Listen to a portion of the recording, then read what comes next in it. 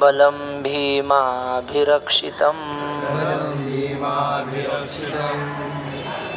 तद् अस्माकं भीष्माभिरक्षितं बलम् अपर्याप्तम्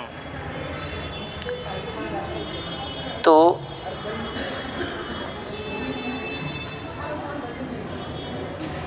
एतेषां बलं भीमाभिरक्षितं पर्याप्तम. दुर्योधन म्हणतो, आचार्य, आपलं सैन्य हे भीष्मांच्या आधिपत्याखाली आहे, भीष्माभिरक्षितम. आणि ते कसं आहे? अपर्याप्त. अपर्याप्त म्हणजे अफाट आहे. पांडवांचे सैन्य किती होतं? 7 अक्षौहिणी आणि कौरवांचं 11 अक्षौहिणी होतं. म्हणजे पांडवांपेक्षा किती पट? 4 पट जास्त, 4 अक्षौहिणी जास्त होतं कौरवांचं सैन्य. म्हणून तो दुर्योधन म्हणतो, ह्यांच्यापेक्षा कितीतरी पटीनं आपलं सैन्य जास्त आहे. हां. आणि पुन्हा सेनापती कोण आहेत? भीष्माचार्य, ज्यांच्या नावाचा दबदबा सगळ्या जगात आहे, असे भीष्माचार्य. भीष्म म्हणजे अत्यंत कठोर. भीष्म या शब्दाचा अर्थ होतो अत्यंत कठोर. आणि असंच ज्यांचं जीवन आहे, नावासारखे नसतात. नावासारखी करणी कुठे नाही त्रिभुवनी, पण इथं आहेत भीष्माचार्य, नावासारखे आहेत. आणि ते सेनापती आहेत आणि त्यांच्या हाताखाली एवढं अपार सैन्य आहे. आणि तू इदानीम एतेषां भीमाभिरक्षितं बलं पर्याप्तम.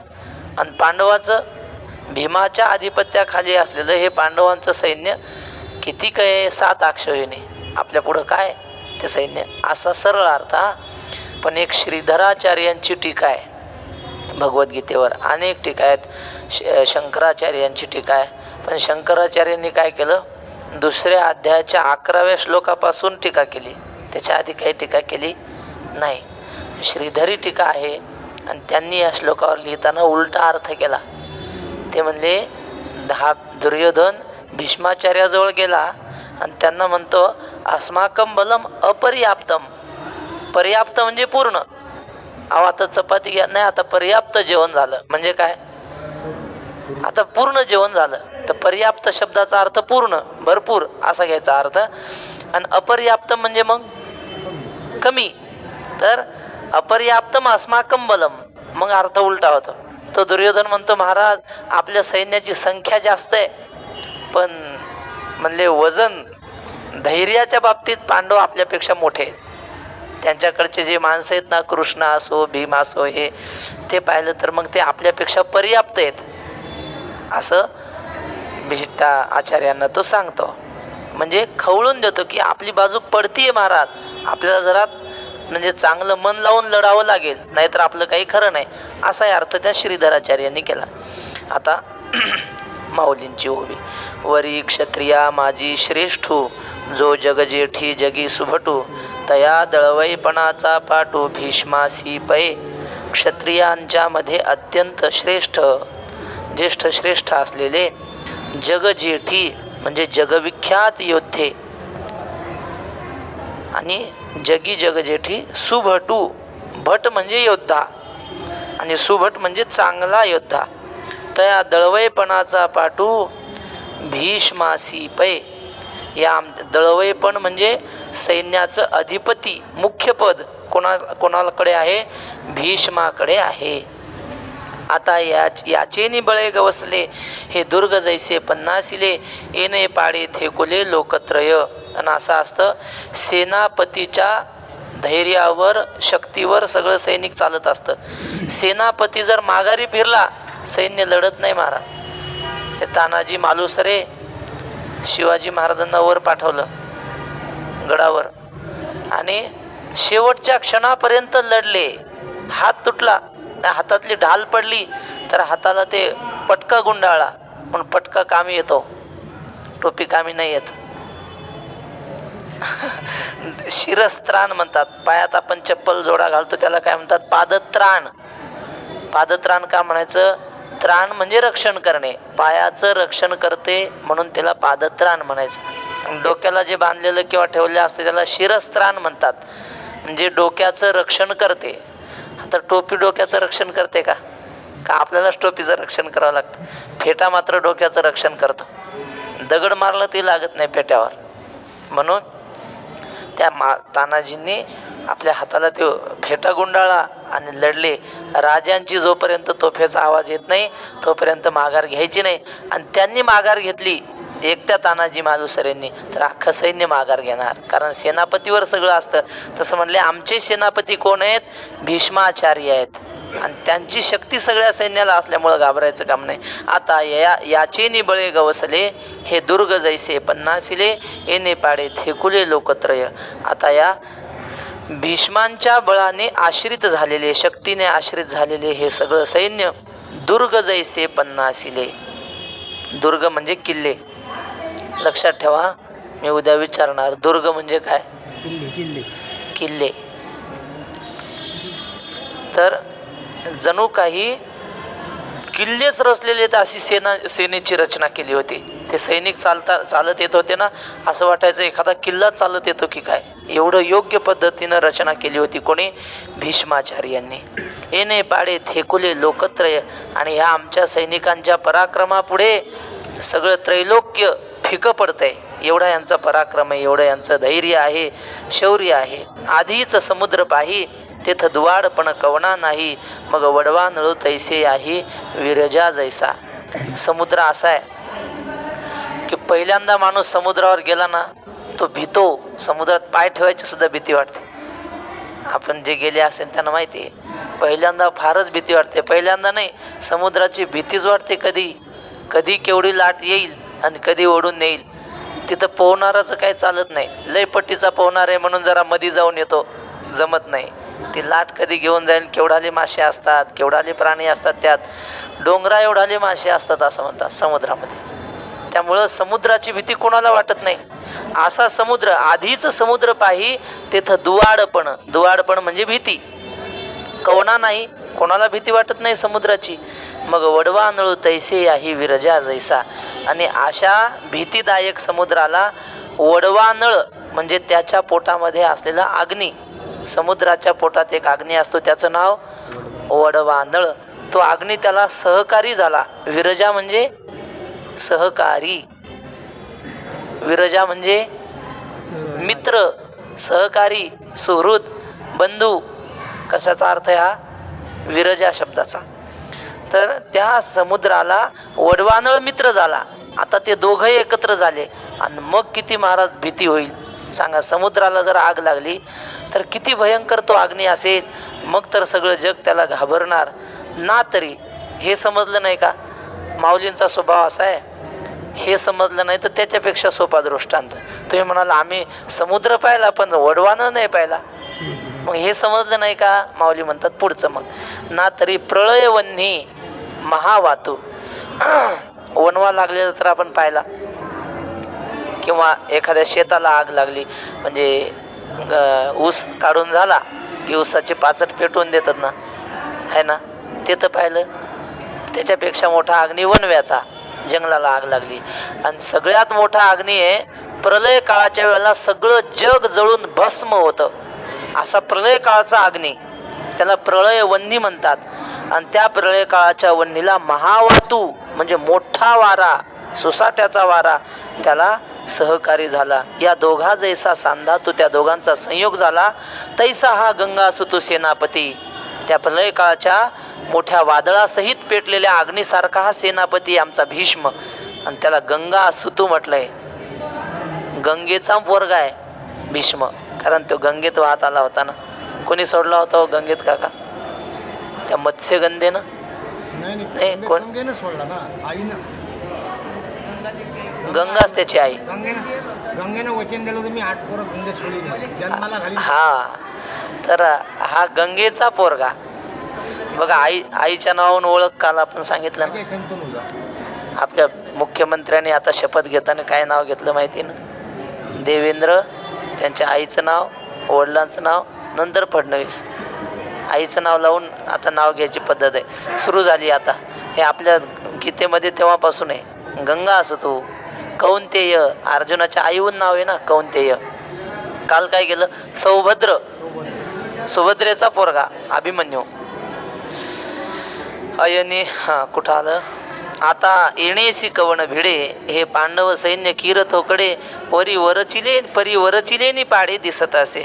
आता अशा भीष्माचार्यांना कोण भिडणार, यांच्याशी कोण युद्ध करणार. हे पांडव सैन्य किरतोकडे, पांडवांचं सैन्य किती हो, थोडंसं आहे अगदी.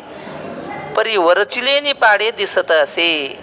पण म्हणले काय झालंय, पांडवाचं सैन्य थोडंच आहे, पण त्यांनी काय केलं, असे दूर बसवले माणसं आणि रचना अशी केली की जणू काही जास्त दिसलं पाहिजे. तुम्ही आपण एवढे लोक आहेत ना, एवढे जर आपण ओळीने बसलो तर अर्धा हॉल भरून जाईल. ओळीने बसले की जास्त वाटतात माणसं.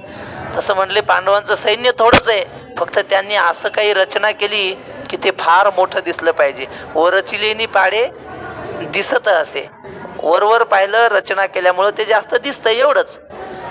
हे बोलणं कोणाचं आहे माहिती आहे का, दुर्योधनाचं आहे. आणि तो मनाची समजूत घालतोय, घाबरलाय दुर्योधन.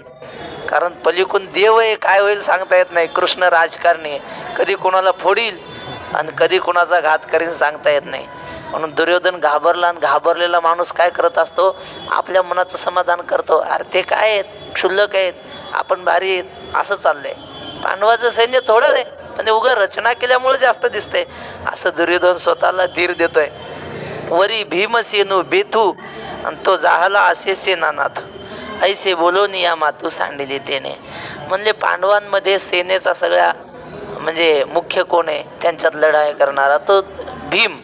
बरं, भीम बेथू म्हणजे आडदांड, आडमुठ. भीम काय शहाणा होता का, ताकदवान होता, पण जरा इथं होतं सगळं. बहुतेक ताकदवान माणसाचं असं असतं, पैलवान होता एक. एस टीचा प्रवास, एस टी चालू आणि त्या ड्रायव्हरच्या माग असं ते कंडक्टरची सीट असते की नाही, तिथे बसला कंडक्टर आणि तो पैलवान. 2-3 तास गाडी चालू होती. एका धाब्यावर थांबली गाडी जेवायला, सगळे उतरले, हा नाही उतरला. आणि मग जेवण झाल्यावर सगळे आले एस टीत, सगळे बसले प्रवासी, ड्रायव्हरही बसला. पण ड्रायव्हरने गाडी सुरू करायसाठी गिअर टाकला, तर ते गिअर टाकायचं पण ते गिअरच नाही तिथं. ते गिअरचं असतं की नाही लोखंडाचं ते दांडू, गिअरच नाही. इकडं तिकडं पाहिलं तर ते गिअर काढून उपटून टाकलेला होता असा. अरे कसं काय झालं. त्यांना म्हणले तुम्ही गाडीत होते ना, हे कसं काय झालं. तर म्हणे कसं काय झालं म्हणजे 3 तास झालं म्हणे तू वाकवाय पाहत होता ते काढायला, हलू बेजार, पण तुला निघलं नाही, पठ्ठ्याने एका दणक्यात काढलं म्हणे. सांगा याला काय म्हणायचं, ताकद आहे पण बुद्धी नाही. तसं ह्यांचं मुख्य कोण आहे पांडवांच्या सैन्याचा, भीम. ताकद आहे पण आकलीचा पत्ता नाही. असा बेथू म्हणजे आडमुठ, आणि तो काय आमच्याशी युद्ध करणार. बेथू म्हणजे दांडगा, आडमुठ. तो जाहला असे सेनानाथू आणि तो त्यांचा सेनापती होऊन बसलाय. ऐसे बोलोनी या मातू सांडिली तेने, असं दुर्योधन बोलला. आणि मग आपलं बोलणं त्याने थांबवलं. अयनेषु च सर्वेषु, बोला, यथा भागमवस्थिता भीष्ममेवाभिरक्षन्तु भवन्तः सर्व एव हि. आतापर्यंत दुर्योधन कोणाला बोलत होता, द्रोणाचार्याला. आचार्यमुपसंगम्य द्रोणाचार्यांना बोलत होता. आणि आता सगळ्या सैनिकांना उद्देशून म्हणतो भवन्तः सर्व एव हि, म्हणजे तुम्ही सगळे. सैनिकांना उद्देशून बोलतोय, तुम्ही सगळे सर्वेषु अयनेषु यथा भागम अवस्थिताः. हे सैनिकांनो, तुम्ही सगळे जिथं जिथं तुमची नेमणूक केलेली आहे, यथा भागम अवस्थिताः, जिथं जिथं नेमणूक केली ती जागा सोडू नका. ज्यांना जिथं थांबायला सांगलं तिथंच थांबा. आणि काय करा, भीष्मम एव अभिरक्षन्तु, भीष्माचंच सगळ्यांनी रक्षण करा. असं दुर्योधन सगळ्यांना उद्देशून म्हणतोय. पाहतो सैनिकाकडे आणि आवाज एवढ्या मोठ्याने करतोय की भीष्माला ऐकू गेलं पाहिजे, भीष्माला चांगलं वाटलं पाहिजे. काय म्हणतोय, सगळ्यांना जागा सोडू नका आणि भीष्मांचं सगळ्यांनी रक्षण करा. म्हणजे भीष्माला काय वाटलं पाहिजे, वा काय आपल्यावर दुर्योधनाचं प्रेम आहे. सगळ्यांना काय सांगतोय, भीष्माचं रक्षण करा. पण दुर्योधनाचे शब्द काय आहेत बघा, यथा भागम अवस्थिता, जागा सोडायची नाही पण भीष्माचं रक्षण करायचं. म्हणजे काय, तुमचं तुम्ही लढा, उगा आपलं मोठेपणा द्यायचा, जागा न सोडता कसं काय भीष्माचं रक्षण होईल. हा, भीष्माच्या भोवती उभे राहा असं म्हटलं असतं तर मग बरोबर होतं, पण जागा सोडू नका आणि भीष्माचं मात्र सगळ्यांनी रक्षण करा, असा एक भाव. दुसरा भाव असा की भीष्मम एव अभिरक्षंतु, जोपर्यंत भीष्म आहे ना तोपर्यंत आपल्या जीविताला भीती नाही. हे गेले की संपलं आपलं. भीष्म म्हणजे आपलं सर्वस्व आहे, म्हणून यांचं रक्षण करा. ही एक बाजू.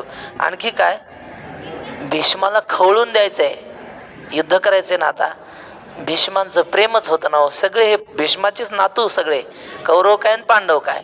आता भीष्माला खवळून द्यायचंय की भीष्माचं रक्षण तुम्ही करा, म्हणजे ते स्वतःचं रक्षण करण्यास असमर्थ आहेत. तुम्ही सगळ्यांनी त्यांचं रक्षण करा.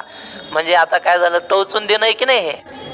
तसं भीष्माला खवळून देण्यासाठी असं म्हणला. आणखी काय, आणखी असं आहे की कदाचित हे पांडव काहीतरी राजकारण करेल कृष्ण, आणि हा भीष्म त्यांच्या बाजूने लढायला जाईल, त्याच्यावर लक्ष ठेवा.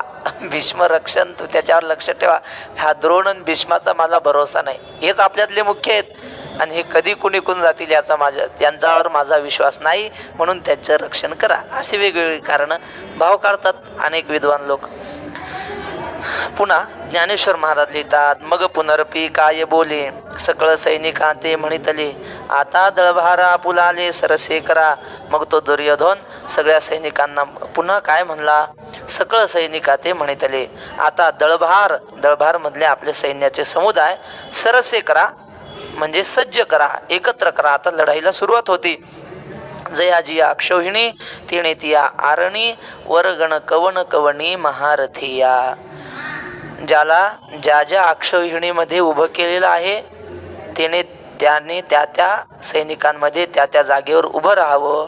आरणी म्हणजे युद्धस्थानी उभं राहावं.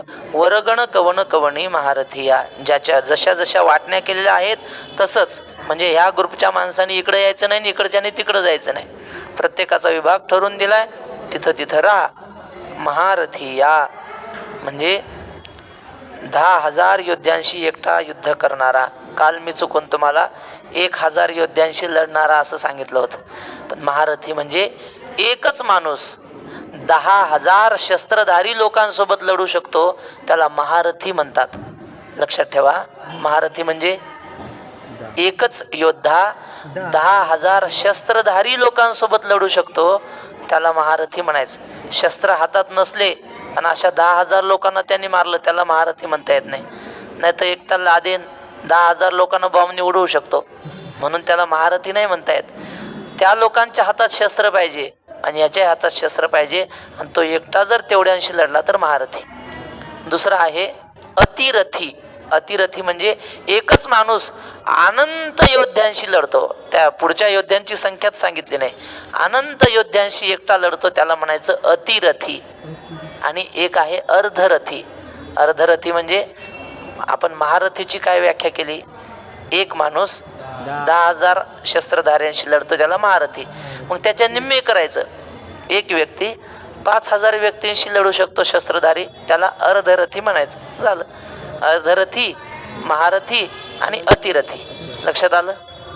अतिरथी कोणाला म्हणतात सांगा. अनंत लोकांशी नाही, अनंत शस्त्रधारी लोकांशी. लोकांशी म्हणण्यापेक्षा सैन्याशी. हा, अतिरथी म्हणजे 5,000 माणसाशी. अर्धरथी झाला. हा, आता महारथी 10,000 शस्त्रधारी लोकांना त्याला महारथी म्हणायचा. तर ओवीमध्ये महारथी या शब्द आला म्हणून सांगितलं. आता अक्षौहिणी शब्द ओवीत आलाय. अक्षौहिणी म्हणजे किती, एक संख्या आहे. पांडवांचं किती अक्षौहिणी होतं, 7, आणि कौरवांचं 11 अक्षौहिणी. पण 11 अक्षौहिणी म्हणजे काय ते समजलं पाहिजे, त्यांनी सांगितलं. आता आकडे तुम्ही ध्यानात ठेवायच्या, मी वाचून सांगतो. आकडे अक्षौहिणी म्हणजे काय ते बघा. अक्षौहिणीचं प्रमाण, हा, रथ 21,870. रथांची संख्या किती, 21,870 रथ, पुन्हा हत्ती 21,870 म्हणजे तेवढेच 21,870 रथ आणि 21,870 हत्ती, पुन्हा हत्तीच्या तिप्पट घोडे म्हणजे 65,610 घोडे, त्याच्या पाचपट पायदळ म्हणजे 1,09,350 पायदळ, एवढ्यांना मिळून अक्षौहिणी म्हणतात. एकूण संख्या किती होते? 2,18,700 एवढी संख्या होते. सांगू परत, लिहून घ्या. 21,870 रथ झालं, पुन्हा तेवढेच हत्ती 21,870 हत्ती, त्या हत्तींच्या तिप्पट घोडे म्हणजे 65,610 घोडे, पुन्हा त्याच्या पाचपट पायदळ म्हणजे 1,09,350 पायदळ, एवढ्यांना अक्षौहिणी म्हणतात. एकूण संख्या होती 2,18,700. हे सगळं एक अक्षौहिणी झालं. याला गुणिले 18 केलं की महाभारतातलं सगळे सैन्य झालं. म्हणजे 2,18,700 गुणिले 18 बरोबर महाभारताच्या रणभूमीवरचं सैन्य सगळं. असो, तर ज्याला ज्या ज्या अक्षौहिणीमध्ये नियोजित केलं आहे त्याने तिथं तिथं राहा आणि युद्ध करा. व तेणे ती आवरीजे, भीष्मा तळी राहिजे, द्रोणा ते म्हणे पाहिजे तुम्ही सकळ. म्हटले त्यांनी त्या त्या ठिकाणी लक्ष द्यावं, त्या त्या शिपायाने सैनिकाने आपापल्या तुकडीवर लक्ष द्यावं आणि सगळ्यांनी एक काम करा, भीष्मा तळी राहिजे, भीष्माच्या आज्ञेखाली राहायचं. जरी कोणी दुसरा असेल त्याच्याकडे लक्ष द्यायचं नाही, भीष्माकडे लक्ष द्या आणि भीष्म जशी आज्ञा करतील तसं वागा. भीष्मा तळी राहायचे, द्रोणा ते म्हणे पाहिजे तुम्ही सकळ. द्रोणांना म्हणतो महाराज तुम्ही पण लक्ष द्या बरं का, तुम्ही पाहिजे म्हणजे तुम्ही लक्ष द्या. दुर्योधनाच्या डोक्यात एकच आहे, ही दोन माणसं फक्त सांभाळायची. कोण? भीष्म आणि द्रोण. यांना मोठेपणा द्यायचा, बाकी काय असले काय नसले काय, बाकीच्यांचं काय नाही. मग तो दोघांनाही मधून मधून म्हणतो भीष्मांचं रक्षण करा आणि बरं का द्रोण महाराज तुम्ही पण लक्ष द्या सैनिकांवर. हे राजकारणाची भाषा असते, कार्यकर्त्यांना खुश ठेवायचं. स्टेजवर गेलं की आमचा बाळू म्हणजे काय सांगावं, त्याची 2 शब्द स्तुती केली, तो 2 वर्ष नाचतच राहतो, साहेबांनी माझं नाव घेतलं बा. तसा हा दुर्योधन आहे. द्रोणाचार्यांना थोडं मोठेपणा द्यायचा, भीष्मांना द्यायचा, असं चालू आहे त्याचा. हाची एकू रक्षावा, मी तैसा हा देखावा, येणे दळभारू आघवा साचू आमुचा. तर दुर्योधन म्हणतो या भीष्माचं तुम्ही रक्षण करा, कारण काय आहे, मी तैसा हा देखावा, तुम्ही सगळे मला राजे मानता ना, मग जसं माझ्यासाठी तुमचं चित्त आहे, पतिव्रतेचे हृदय जैसे पती वाचून न स्पर्शे, मी सर्वस्वया तैसे सुभटांशी. तुम्ही माझ्यावर जशी श्रद्धा ठेवता ना तशीच भीष्माचार्यावर श्रद्धा ठेवा, कारण हे आहेत म्हणून आमचा सगळा सैन्यभार खरा आहे. हे जर गेले तर मग आमचं काही खरं नाही. तस्य संजनयन हर्षं कुरु वृद्ध पितामह हा सिंहनादम. हा श्लोक म्हणा, तस्य संजनयन हर्षं कुरु वृद्ध पितामह सिंहनादं विनद्यौच्चैः शंखं दद्मौ प्रतापवान. तुम्ही म्हणाल हे पितामह असा शब्द असताना पितामह हा असं का म्हटले? त्याचं कारण काल आपण परवा पाठात सांगितलं. उच्चार करण्याच्या 2 पद्धती आहेत, एक दाक्षिणात्य आणि एक उत्तर भारताची, म्हणजे महाराष्ट्राच्या वरचा भाग, राजस्थान, उत्तर प्रदेश हा उत्तर भारत, अरुणाचल वगैरे, आणि खाली कर्नाटक, आंध्र प्रदेश, तमिळनाडू हे खालची दाक्षिणात्य. तर दाक्षिणात्यमध्ये महाराष्ट्र येतो आणि दक्षिण भारतामध्ये विसर्गाला हा म्हणण्याची पद्धत आहे. तुम्ही आपल्या महाराष्ट्रातल्या कुठल्याही लहान मुलाला शाळेत जाणाऱ्या त्याला म्हणा अ आ इ ई असं म्हण, आणि शेवटी आणि काय म्हणतो, आहा म्हणतो. आहा, अच्या पुढे 2 टिंबा असतात आणि त्याला काय म्हणतात, आहा. मग त्याला विचारायचं तू आहा कसं काय म्हणतो, तो म्हणतो आमच्या गुरुजीने आहा शिकवलंय. मग त्याच्या गुरुजीला जाऊन विचारा तुम्ही आहा कसं काय म्हणता, ते म्हणतात आमच्या गुरुजींनी शिकवलं. असं आपण नाथ महाराजापर्यंत जरी गेलो तरी महाराष्ट्रामध्ये विसर्गाला आहाच म्हणतात. उत्तर प्रदेशात अह म्हणतात, रामह रामो असं. आणि महाराष्ट्रामध्ये रामः रामो रामा प्रथमा मग कान्यासहित विसर्ग असेल तर थोडा लांब व्हायचा. राम रामः रामौ रामाः प्रथमा असं. तर मग पितामहच्या पुढे विसर्ग असल्यामुळे पितामहः असं म्हटलो आपण. तर काय झालं, तस्य हर्षम संजयन, त्या घाबरला होता ना दुर्योधन. तुम्हाला मी आता सांगितलं, घाबरलेल्या माणसाच्या मुखातले शब्द असतात की आम्ही त्यांच्यापेक्षा भारी आहे, त्यांना आम्ही काय जुमानतो वगैरे. घाबरलेला होता दुर्योधन. अर्जुनही घाबरला होता काका, दुर्योधनही घाबरला होता. पण अर्जुन लढाईला घाबरला नव्हता, अर्जुन पापाला घाबरला होता. आणि दुर्योधन लढाईला घाबरलेला आहे त्यांच्या मुखातली भाषा पाहून. अर्जुन पापाला घाबरला. अर्जुनाची भाषा काय पुढे येईल आपल्याला. अर्जुन म्हणतो, देवा अरे मी काय ते भस्मासूर आहे का, ज्यांच्याकडे शिकायचं त्यांनाच मारून टाकायचं. जेथीची या कृपा लाहीजी वरू, तेथेची म्हणे व्यभिचारू, तरी काय मी भस्मासूर. अर्जुन म्हणे, अहो ज्या द्रोणाचार्यांनी मला धनुर्विद्या शिकवली त्यांना मी मारू का. काय म्हणतोय, त्यांना मी कसा मारू. म्हणजे अर्जुनाला आत्मविश्वास एवढा आहे की जरी ते माझे गुरु असले आणि दोघात जरी लढाई झाली तर मारीन, तर पठ्ठ्याच मारीन, गुरु असं कोणी असं.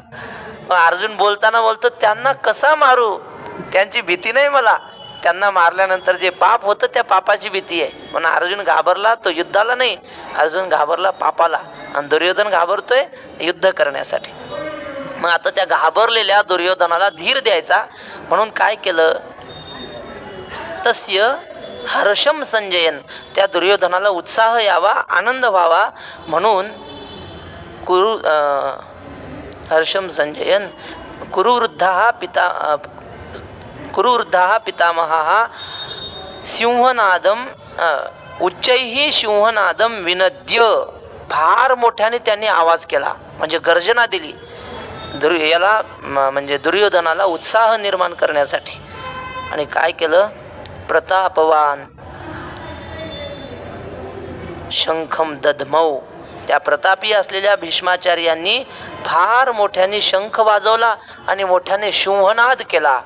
ते मारुतीरायाची आरती आमच्या गावाकडे म्हणतात, वानर वेशधारी वानर वेशधारी त्याची अंजनी मात, हा भेटी झाले रघुनाथा हे देवा हनुमंता. त्याच्यात असे देऊनी भुभुकार जन लोक हसविले.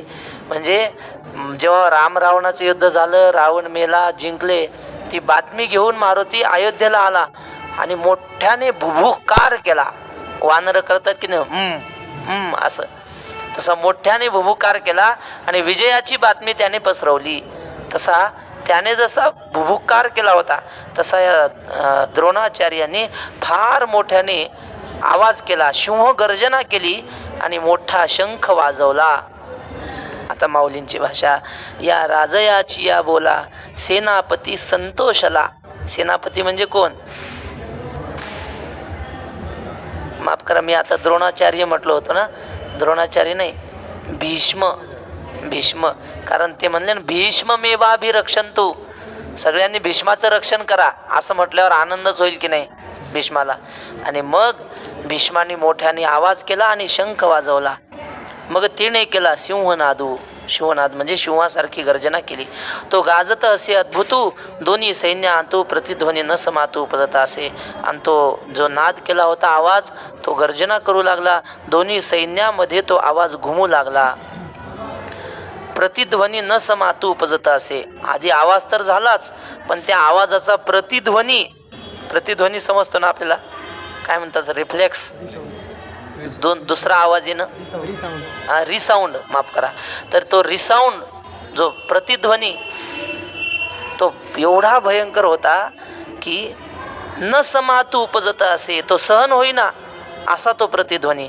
तयाची तुलगा सवे वीर वृत्तीचे निथावे, दिव्य शंख भीष्म देवे आस्फुरिला. आणि त्या मोठ्या आवाजासोबत, तुलग म्हणजे प्रतिध्वनी, त्या प्रतिध्वनीच्या सोबत वीरवृत्तीच्या ताकदीनं बळानं दिव्य शंख भीष्म देवे आस्फुरिला. आणि मग भीष्मदेवाने म्हणजे आधी सिंहगर्जना केली आणि त्या सिंहगर्जनेचा प्रतिध्वनी आला आणि त्या प्रतिध्वनीसोबत पुन्हा शंख वाजवला भीष्माने, म्हणजे आवाजात आवाज दुसरा मिसळवला. दिव्य शंख भीष्मदेवी आस्फुरिला, ते दोन्ही नाद मीनले, तेथ त्रैलोक्य बधिरीभूत जाहले, जैसे आकाश का पडिले तुटोनिया. म्हणजे तो पहिला सिंहगर्जनेचा आवाज आणि शंखाचा आवाज हे दोन्ही नाद एकत्र झाले आणि त्रैलोक्य बधिरीभूत झाले. सगळे त्रैलोक्याची कांठाळी बसली, एवढा तो आवाज एकट्या भीष्माचार्याचा. मोठा आवाज जर डीजेचा आला तर काही ऐकू येत नाही, कांठाळ्या बसतात ना, तसं झालं. जैसे आकाश का पडिले तुटुनिया, जणू काय आकाशच तुटून पडलं की काय, असा आवाज तो झाला. घडघडीत अंबर उचंबळत सागर, क्षोभले चराचर कापत असे. आकाश घड घड अशी गर्जना आकाशामध्ये होत होती. उचंबळत सागर, समुद्र उसळत होता आणि क्षोभले चराचर कापत असे. ज्ञानेश्वर महाराज आपल्या डोळ्यासमोर ते सगळं चित्र उभं करतात. काहीतरी त्याला एक अलंकार म्हणतात, स्वभावोक्ती अलंकार. स्वभावोक्ती म्हणजे किंवा चित्र अलंकार त्याचं नाव आहे. म्हणजे ते वर्णन वाचलं की आपल्या डोळ्यासमोर तसं चित्र दिसतं. उदाहरण होतं आम्हाला शाळेमध्ये, एक पक्षी राजहंस झाडावर बसला आणि त्या राजाने बाण मारला, कोणीतरी पारध्याने बाण मारला, पारध्याने, आणि तो काळजात शिरला आणि तो तरफडत खाली पडला. त्यानंतर काय झालं, खाली पडला, रक्तबंबाळ झाला आणि तो पक्षी मेला. आता ह्या प्रसंगाचं वर्णन त्या कवीने एका कडव्यात केलंय. मातीत ते पसरले अतिरम्य पंख, केले वरी उदर पांढुर निष्कलंक, चोचू तशीच उघडी पद लांबविले, निष्प्राण देह पडला श्रमही निमाले. अर्थ समजला तुम्हाला? पण अर्थ समजत ते दृश्य डोळ्यापुढे येतं. तो पक्षी पडलाय, त्याची चोच अशी उघडी आहे, त्याचा जीव गेलेला आहे, दृश्य येतं की नाही. तसं माऊलीने इथं त्या आवाजाचं वर्णन करताना चित्रालंकार, ते समुद्र उसळलाय, आकाश जणू काय खाली पडलंय, त्रैलोक्याच्या कांठाळ्या बसल्यात, असं जे वर्णन केलंय हा चित्रालंकार आहे. क्षोभले चराचर कापत असे, सगळे चराचर म्हणजे अख्खं त्रैलोक्य घाबरले, सगळे लोक घाबरले आणि थरथर कापू लागले. तेणे महाघोष गजरे दुमदुमिताती गिरीकंदरे, तव दळा माझी रणतुरे आस्फुरिली. त्या महाघोषाच्या गजराने दुमदुमिताती गिरी कंदरे, पर्वतामध्ये गुहा असतात, गुहा, हा आवाज त्या गुहेमध्ये शिरला आणि तिथून पुन्हा प्रतिध्वनित होऊ लागला. त्या पर्वतांना ताडून पुन्हा माघारी येऊ लागला. माऊलींची 4थ्या अध्यायात ओवी आहे. जैसा कडे या तळवटी आपुलाची बोलू किरीटी, पडिसाधू होऊनी उठी निमित्त योगे. एखाद्या दरीत आपण गेलो आणि मोठ्याने आरोळी ठोकली तर काय होतं, प्रतिध्वनी येतो त्या पर्वतांना ताडून. तसं म्हटले हा आवाज पर्वतांना लागला आणि पुन्हा त्याचा प्रतिध्वनी येत होता. ते पर्वत सगळे दुमदुमू लागले. तो दळा माझी रणतुरे आस्फुरिली. आणि मग या सैनिकांमध्ये रणवाद्य, रणतुरे म्हणजे रणवाद्ये आस्फुरिली. रणवाद्य म्हणजे काय, ढोल ताशे नगारे हे रणवाद्य आहेत. वाद्यामध्ये प्रकार, एक रणवाद्य आणि मंगलवाद्य असतात. 3 प्रकार करता येतात, रजोगुणी वाद्य, तमोगुणी वाद्य आणि सात्विक वाद्य. सात्विक वाद्य टाळ, मृदंग, वीणा, सनई, ही सगळी कशी आहेत, सात्विक आहेत, मंगल. म्हणून जुन्या काळामध्ये लग्नामध्ये सनई असायची, चौघडा असायचा आणि त्याने वातावरण पवित्र वाटायचं. आता गेलं ते, आता लग्नात रणवाद्य आलीत. हे डीजे म्हणजे काय, रणवाद्य आहे, युद्धाच्या वेळी वाजवायचं वाद्य आहे, असं असतं. आधी एक छोटीशी तुम्हाला गोष्ट सांगतो, मग तुमच्या लक्षात येईल. संगीतामध्ये शक्ती असते, गायनाची अंगी गायनाची रंगी शक्ती अद्भुत हे अंगी, तुकाराम महाराज म्हणतात. स्वरामध्ये ताकद असते. एक सनई वादक होता आणि तो एका गावामध्ये गेला. गावातली लोक म्हणले, अहो काय सांगावं, आमच्या गावात उंदरं फार झाली, प्रत्येक घरात उंदरं, काही पुस्तकं कुरतडतात, धान्याचे पोते फोडतात, घरात बिळं करतात, काय करावं. तो सनई वादक म्हणला, माझ्याकडे उपाय आहे त्याला, बरं का. सनई वादक म्हणला, त्याच्यावर माझ्याकडे उपाय आहे ना. म्हणले काय उपाय, काय नाही. म्हणले तुम्ही प्रत्येकाने मला 500-500 रुपये द्या, मी तुमच्या सगळ्यांच्या घरातली उंदरं बाहेर काढतो आणि त्यांचं काय करायचं ते करतो, पण गावात एक उंदीर राहणार नाही. फक्त काय द्यायचे मला, प्रत्येकाने 500-500. ते म्हणले 500 नाही 1000 देतो, पण एवढं आमचं काम करा बाबा. मग झालं. दुसऱ्या दिवशी त्याने त्या सनईवर कुठला तरी राग वाजवला. तो राग असा होता की तो उंदरांना पळवणारा, त्याच्या मागे बोलवणारा. आहेत ना असे काही राग, असे राग आहेत की त्याने पाऊस पाडता येतो, त्याला मेघमल्हार म्हणतात, आहे की नाही. असे प्रत्येक रागाची वेगवेगळी शक्ती आहे. का पाठ तुम्हाला मेघमल्हार येतं? नाही ना. तर मेघमल्हार राग पाऊस पाडतो. पुन्हा पट्टदीप, दिवे पेटवतो राग, म्हणजे अग्नी न लावता दिवे पेटवता येतात रागाने. तस दीप, हा दीप राग येतो काय? नाव माहीत आहे आम्हाला, तसंच आहे, नावच माहीत आहेत मलाही. तर त्याने कुठला राग वाजवला काय माहिती, अख्ख्या गावात फिरून तो सनई वाजवतात. आणि ज्या घरापुढून जाईन वाजवत त्या घरातले सगळे उंदरं बाहेर त्याच्या मागे. हो, सगळ्या गावाने फिरला तो, सगळ्या गावातली उंदरं त्याच्या मागे मागे, तो सनई वाजवत पुढे. आणि नदीला पूर आलेला होता असा, आणि चालत चालत गेला नदीत, आणि ते सगळे उंदरं त्याच्या मागेच. त्या याच्या नादात सनईच्या सगळी उंदरं वाहून गेली महाराज. अख्खं गाव, एकही उंदीर नाही गावात. दुसऱ्या दिवशी आला, चला म्हणे काढा 500-500 रुपये. लोक म्हणले, आलं उंदराचे कुठं 500 रुपये असतात काय, एवढं मोठं काम आहे का ते. लोक फिरले ना, लोक म्हणले नाही एवढे नाही, 50-50 रुपये देऊ. तर म्हणलं असं का. मग दुसऱ्या दिवशी त्याने दुसरा राग वाजवला, आणि त्यात काय होतं, त्या रागानं लेकरं त्याच्या मागं लागायचे. असा राग वाजवला आणि फिरू लागला सनई वाजवत, सगळ्यांच्या घरातली लेकरं त्याच्या मागं, लहान लहान पोरं सगळे. तो म्हणला आता असं जातो नदीत कालच्यासारखा. ते म्हणले बाबा पाया पडतो, पैसे घे पण पोरं नेऊ नको आमची. सांगण्याचं तात्पर्य काय, संगीतामध्ये शक्ती असते आणि ती शक्ती माणसाच्या मनावर परिणाम करते. सात्विक वाद्य वाजलं ना, मनामध्ये सात्विक विचार येतात. सनई असो किंवा मुरली असो, हे झाले सात्विक विना. आता रजोगुणी वाद्य, रजोगुणी म्हणजे हे तबला, आणखी ते तमाशात असतं ते काय ढोलकी वगैरे. तर रजोगुण म्हणा, नाही तर तमोगुणी म्हणा, नाल म्हणतात का त्याला. ते जुने लोक सांगायचे, ते तमाशातले वाद्य आपल्याला शिकवतात पण आपल्याला कळत नाही. वाद्य काय शिकवतात, ते नाल वाजवतात, तिरकडे तकता असं वाजवतात ना सुरुवातीला. मग ते नाल आपल्याला सांगतं नरकात जाणार नरकात जाणार नरकात जाणार असं म्हणते नाल. मग ते तुंतुन असतं ते वाजवत, ते म्हणते कोण कोण कोण कोण कोण कोण कोण कोण जाणार नरकात. मग ती चिपळी काय असते की नाही, ते सबजन सबजन सबजन सबजन सबजन सबजन म्हणते, सगळेच जाणार इथं आलेले. म्हणजे वाद्य शिकवतात आपल्याला पण कळत नाही. मग ते झाले रजोगुणी.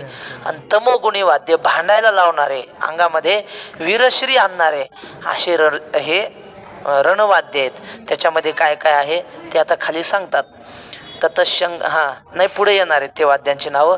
त्यानंतर काय झालं ते सांगतात. ततशंखाश्च भैर्यश्च पणवानक गोमुखाः सहसैवाभ्यहन्यन्त सशब्दस्तुमुलो भवत्ततः.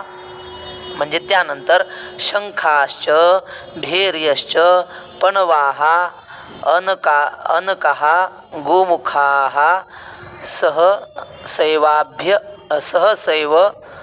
एव अभ्यहन्यन्त स शब्दः तुमुलः अभवत.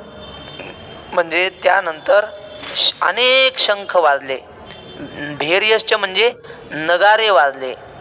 त्यानंतर पणवाहा म्हणजे ढोल वाजले. अनकह म्हणजे खंजिऱ्या वाजल्या.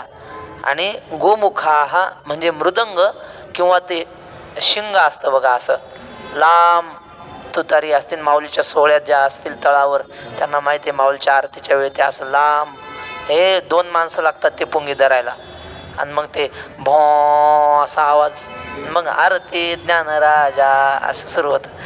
तर ते त्याला गोमुखा हा म्हणतात. सहसा एव अभ्यहन्यंत, सगळ्या सहसा म्हणजे अगदी सहज सगळ्यांनी ते वाजवले.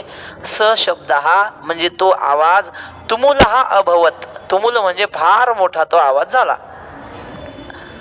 उदंड सैंघ वाजते भयानके खाते महाप्रळयो जेथे धाकडांशी. अशा प्रकारचे खूप उदंड बहुत प्रकारची रणवाद्य, सैंग म्हणजे खूप प्रकारची रणवाद्य वाजू लागली. म्हणजे त्यांची नावं काय काय सांगावी, सगळे रणवाद्य वाजत होते. आणि भयानके खाखाते, खाखाते म्हणजे अत्यंत कर्कश आणि भयानक त्यांचे आवाज येऊ लागले. महाप्रळयो जेथे धाकडांशी, मोठ्या मोठ्या शिपायांना, धैर्यवंतांना महाप्रळय आल्यासारखं वाटू लागलं. डीजे की नाही, डीजे एवढा दुष्परिणाम करतो. हां, आता आठवलेलं महत्त्वाचं सांगतो, ऐकून ठेवा, लक्षात ठेवा कायम. 2 वर्षापूर्वी श्री गुरु चंद्रशेखर महाराज देगलूरकरांनी सांगितलं होतं, म्हणजे मोठ्या पाठात नाही, खोलीत एक पाठ असायचा आमचं पंचदशीचा. त्यात त्यांनी सांगितलं की एक महात्मे आहेत कर्नाटकमध्ये, शंकराचार्यांच्या परंपरेतले आहेत. तर त्यांची खूप शिष्यमंडळी, पण त्या महात्म्यांना संशोधन करण्याची त्यांची वृत्ती, म्हणजे काही दिसलं की असं त्याच्या मुळाशी जायचं. त्यांच्या मनात आलं की आपण वाद्यावर संशोधन करू, आणि त्यांनी वाद्यावर संशोधन केलं. त्यांनी असा अभ्यास केला की 200 कुटुंब त्यांच्या शिष्य परिवारातलीच ती अशी निवडली की त्यांच्या लग्नामध्ये काय वाद्य होती त्याचा अभ्यास करायचा. तर त्यांनी अभ्यास केला आणि शेवटी निष्कर्ष काढला 2 वर्षानंतर की ज्यांच्या ज्यांच्या लग्नामध्ये डीजे वाजला ना, त्यांचं आयुष्य पुढं भांडणातच गेलं पती पत्नीचं, म्हणजे त्यांचं कधी जमलं नाही. आणि ज्यांच्या लग्नामध्ये सनई चौघडे होते त्यांचं आयुष्य मंगलमय गेलं. कशामुळं? डीजे हे रणवाद्य आहे, युद्ध करायला लावणारं वाद्य आहे, आणि सनई चौघडे मंगलवाद्य आहेत. हे आपण लक्षात ठेवायचं, फायद्याचं आहे ना. म्हणून ही जी सगळी वाद्य चालली आहेत, ही कोणती वाद्य आहेत? मंगलवाद्य आहेत का रणवाद्य आहेत? रणवाद्य आहेत. म्हणजे ही वाजली म्हणजे असं लढण्याची शक्ती अंगात येते. दुसरं सांगतो, 31 झाल्या ना, वाद्य सुद्धा किंवा एखादी बातमी सुद्धा अंगामध्ये वीरश्री आणणारी असते. नुसती युद्धाची बातमी आली ना, सैनिकाच्या अंगामध्ये वीरश्री येते. एक सैनिक गावाकडे आला होता सुट्टीवर, आणि सुट्टीवर आला असा हडकुळा होता, तब्येत साधी आपली साधारण. गावाकडे असताना मग आता घरी आला, दुकानावर जायचं शेजारी काय आणायला, रोज साखर चहापत्ती. दुकानदार आगाऊ, जरा उन्मत्त. तो म्हणायचा, का रे तू एवढा हडकुळा, तू काय देशाचं रक्षण करणार आहे? तुला तुझं रक्षण करता येते का? ढकलून दिलं तर 4 कोलातुड्या खाशील. पण तो सैनिक होता, सहन करायचा. सैनिक आणि साधू जवळजवळ सारखे, काही बोलायचं नाही. तेव्हा काय याला बोलावं, याला काय माहिती सैनिक म्हणजे काय. तो दुर्लक्ष करायचा. पुन्हा दुसऱ्या दिवशी आलं, अरे तूच मरायला झाला, तू काय आमच्या देशाचं रक्षण करणार. खूप बोलायचा तो, हा बिचारा ऐकून घ्यायचा. आणि काय झालं, 2-4 दिवसांनी ते तार आली युद्धाची, म्हणजे तुम्हाला लवकरात लवकर युद्धाला यायचं आहे, चला लवकर, आत्ताच्या आत्ता निघा करून, अशी तार आली. आणि तो जाता जाता काहीतरी न्यायला आला दुकानावर, आणि पुन्हा या दुकानदारांनी करायचं तेच केलं, त्याची काहीतरी टिंगल उडवली. मग मात्र ह्याला सहन झालं नाही, कारण ते डोक्यात काय होतं, लढायला जायचंय ना, ती वीरश्री संचारली होती अंगात. आणि मग त्या नादात त्याने काय केलं, दुकानाच्या कोपऱ्याला एक पहार होती, पहार, ती पहार घेतली, दुकानदाराच्या गळ्यात अशी अडकवली, म्हणजे टाकली, आणि तिला असं गोल फिरवलं पहारीला, म्हणजे इकडे एक तोंड आणि इकडे एक तोंड, पहारच वाकवली त्याच्या गळ्यात.